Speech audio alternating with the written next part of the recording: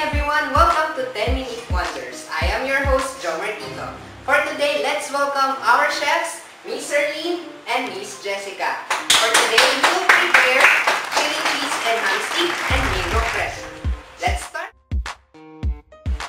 Una sa lahat, kailangan malinis ang ating kamay. Tsaka yung mga gamit, kailangan din malinis. Ang mga ingredients ay sumusunod. Lumpia wrapper, cheese, slice, ham, tsaka bell pepper. Para naman sa dip, kailangan ito ng garlic, tsaka na mayonnaise. Una, kumuha tayo ng lumpia wrapper. Tapos, kumuha tayo ng bell pepper, ham, tsaka cheese. Pagkatapos, i-roll yun natin siya.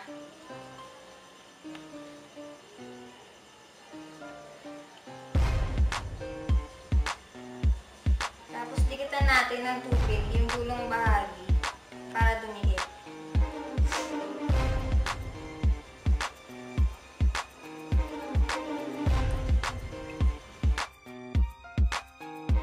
Tapos ang konti na pagbabalala, ito na siya. Tapos ready na siya iprito.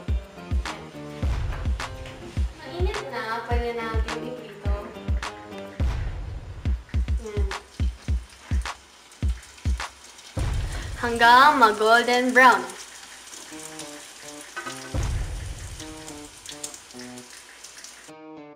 Hindi mo na siya hanguin.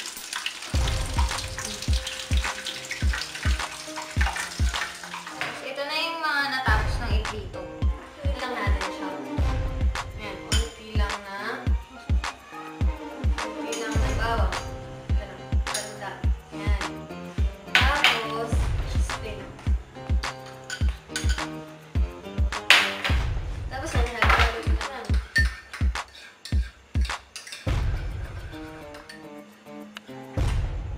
At ito na yung tapos. Yan. Na aming finished product.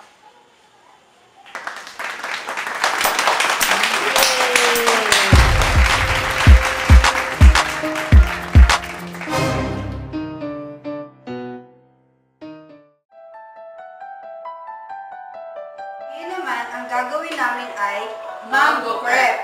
So, for ingredients sa crepe ay 1 cup of all-purpose flour, 1 cup of fresh milk, 2 eggs, pinch of salt, 1 tablespoon of sugar, and 2 tablespoons of butter. At para naman sa mango syrup, slice of mangoes, 1/2 cup of water, at 1/2 cup of sugar.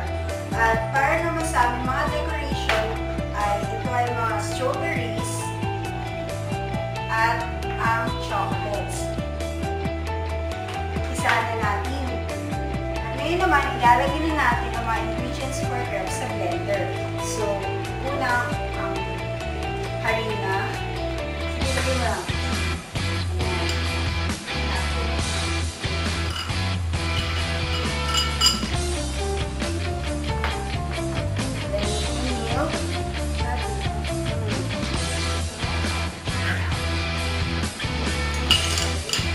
Para sa itlog, kailangan, bago natin ilagay ang itlog, kailangan ma-check muna natin kung ito ay luto na.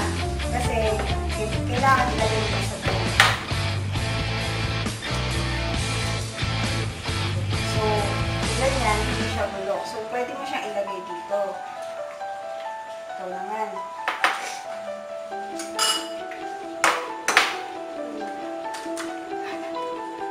Iwasan natin malagyan ng shell ang itlog.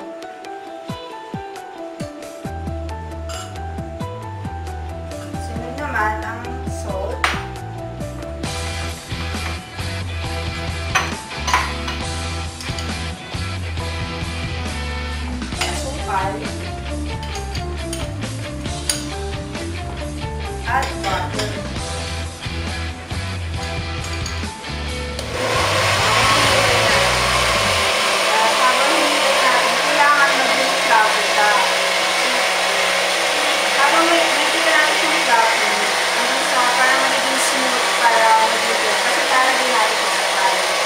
At ngayon naman, para gawin ang caramelized mango syrup, kailangan initin muna natin ang kawali. Tapos, saka natin ilalagay ang asukal.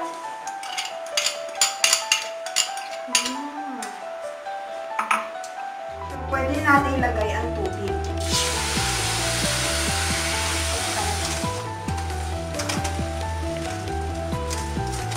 Ilalagay na natin ang mga mangga para maging lasang mangga yung syrup. Tuluyan na natin mga kasukal, saka na siya magiging syrup. At kailangan ang ating syrup ay mauna muna bago gawin ang crepe. Dahil kailangan ang syrup ay malamig at hindi gaano mainit pag nilagay sa crepe upang hindi masira yung crepe natin. At ito na ang ating syrup kung saan ilalagay ko sa loob ng crepe. Ngayon, kapag natapos ng i-blender ang ating crepe, ilipat na natin siya sa bowl para gawin na sa ating kawali. Ngayon, habang ginagawa natin ng crepe sa kawali, magpakulo naman tayo ng tubig sa kawali at saka dito sa ibabaw ng kaldero upang dito naman natin tunawin ng chocolate. Bago yung crepe, una natin gagawin. Pag mainit na ang kawali, ilalagay na natin yung butter. Kailangan natin maglagay ng butter. Para saan? Para hindi dumikit ang crepe sa kawali. Kailangan 1/4 cup na kukuha tayo dito sa ating dalawang crepe sa blender. Saka ilalagay sa... Kailangan formahan natin siya ng bilog.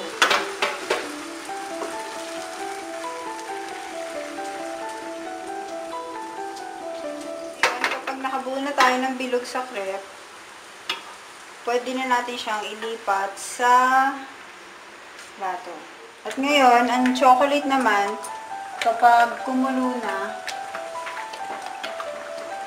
saka ilalagay ang chocolate sa kaldero.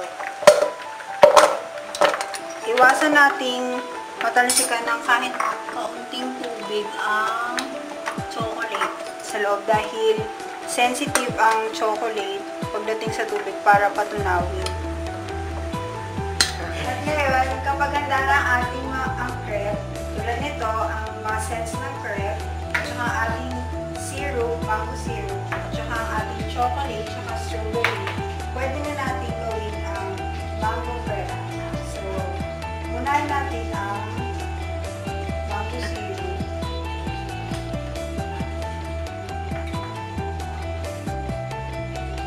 Ikakalat natin siya.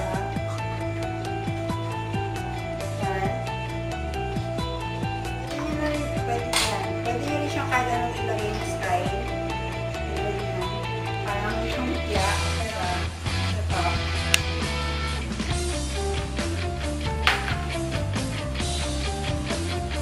Tapos, chocolate.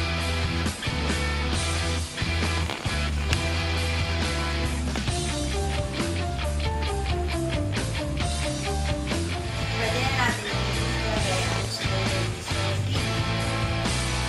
At ito na ang aming mango chocolate crepe.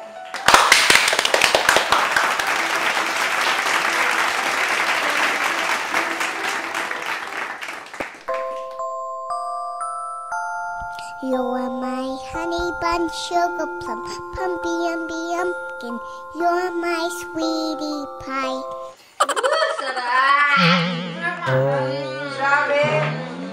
Kaya may tsura ni Aileen.